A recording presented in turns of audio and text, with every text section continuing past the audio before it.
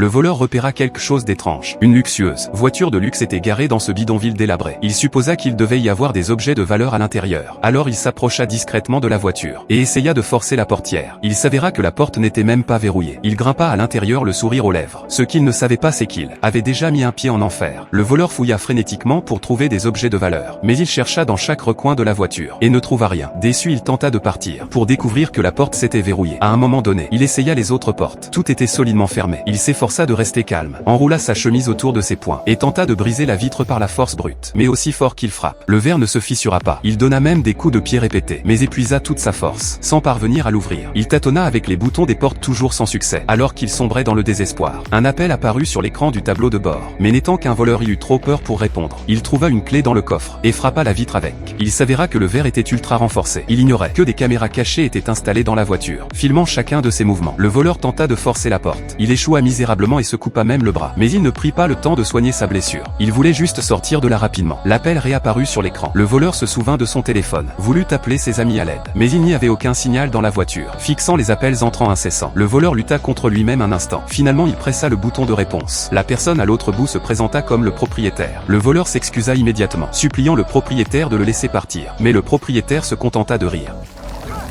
Les sièges de la voiture étaient équipés d'un système électrique. Le voleur implora à nouveau la clémence du propriétaire. Mais le propriétaire dit que sa voiture avait été volée 8 fois auparavant. Et chaque fois le voleur s'était enfui. Il avait fait modifier la voiture express. Il était bien décidé à donner une leçon à ce voleur, qu'il n'oublierait jamais.